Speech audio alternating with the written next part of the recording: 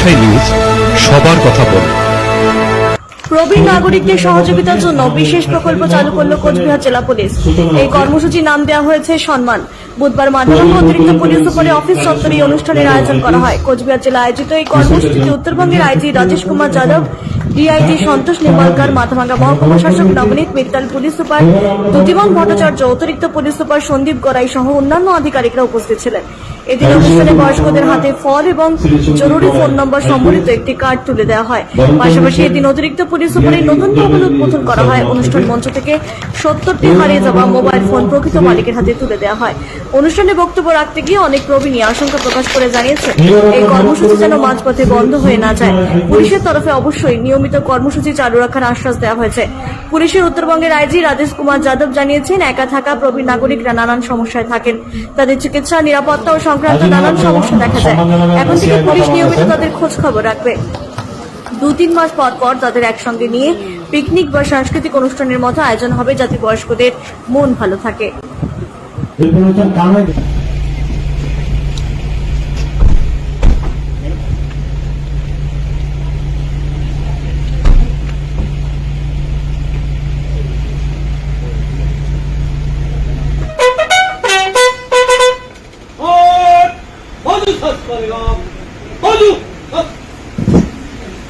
आपका नौकरी एक एएसआई, एक रेगुलर और लेडी कांस्टेबल। आपका रिएक्शन के लिए 2 पंक्तियों में खड़ी है सीमा। सेंट्री खड़ा रखो, बाकी सबका विसर्जन करा दो।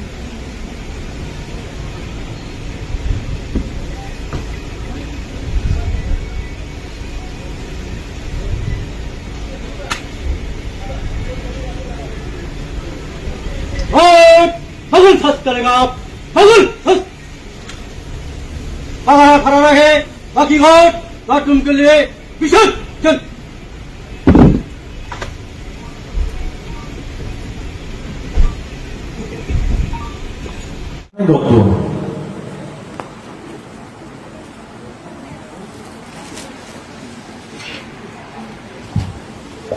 আমাদের আছে শ্রী অমল মোদক মহাশয়কে,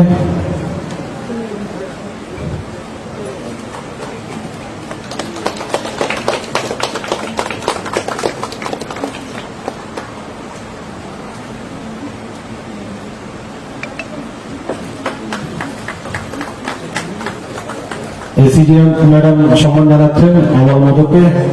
এবার আমরা সম্মান জানাবো Shri Ajit Sahan, IPS officer Shri Mathabhanga sir. তারপরে ডেকে নেব অর্জুন বর্মন।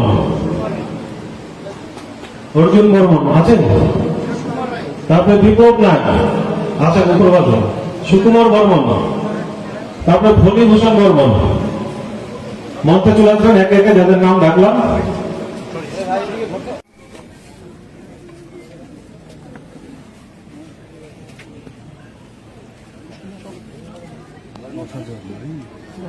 নতুন ভবন উদ্বোধন করতে যাচ্ছেন আমাদের বিভাগীয় উচ্চপদস্থ আধিকারিক কেন্দ্র।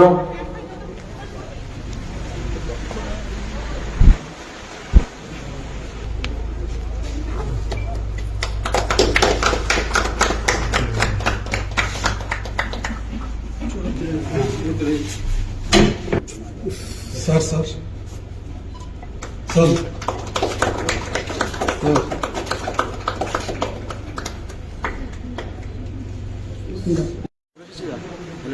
খালি গাছটা যে লাগাইছে। শশাঙ্ক শেখর গোস্বামী সম্মান জানাবেন সিআই ইলেকট্রিক্যাল স্যার।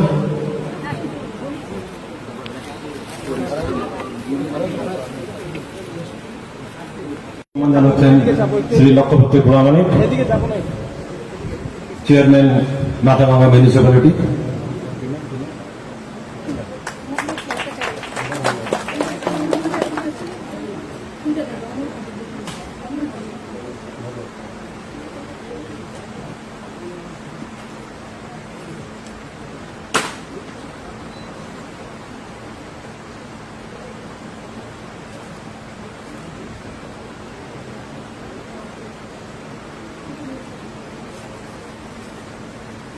এরপর আমরা সম্মান জানাবো শ্রী অমল মোদক মহাশয়কে।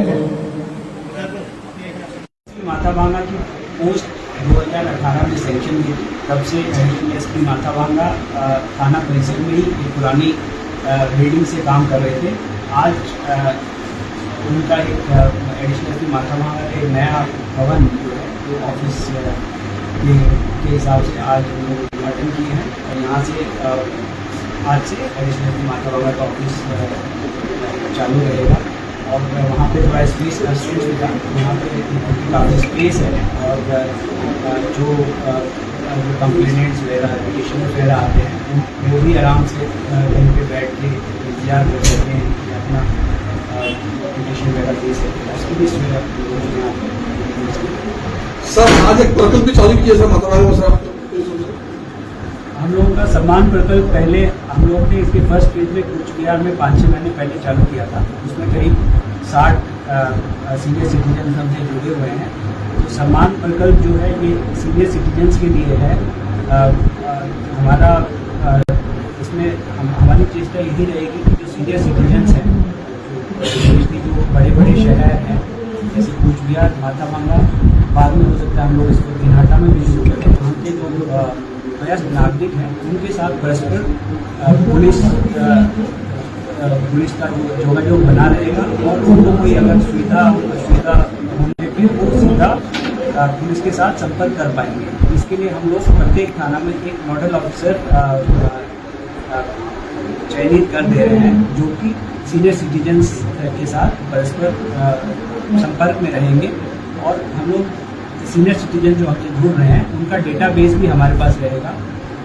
अनेक समय हुआ था जैसे कोविड समय में कुछ समस्याएं हुई थी दवाई आदि को लेके या खाना को लेके, तब भी हम लोग जब हमारा ये जो सम्मान प्रकल्प में नहीं चल रहा था क्योंकि हमने उस समय भी सीनियर सिटीजन्स की मदद की थी। अब इसको हम लोगों ने और इंस्टीट्यूशनलाइज कर दिया है। इसके अलावा हम लोग उनको साइबर क्राइम और जो लीगल इश्यूज हैं उनके लिए भी उनके ऊपर उनका अवेयरनेस कैंप वगैरह हम लोग ऑर्गेनाइज करेंगे। तथा आप लोग जैसा कि जानते हैं कि बहुत सारे सीनियर सिटीजन्स शहर में अकेले रह रहे हैं, उनके बच्चे काम करने के लिए कहीं बाहर दूसरे शहर में रह रहे हैं तो वो कई बार अकेलेपन से ग्रसित रहते हैं। तो उसके लिए भी हम लोग की कोशिश ये रहेगी पीरियोडिक बेसिस पे जितने सीनियर सिटीजन्स हैं उनको हम एक प्लेटफॉर्म पे लाएं, उनको इंटरेक्शन करने का मौका दें। उनके जो बहुत सारा उसमें जो टैलेंट मतलब कल्चरल प्रतिभा भी हो सकती है उसको काम में लगा के और उसको अकेलेपन को भी दूर करने की हमारी एक चेष्टा रहेगी। तथा हम लोग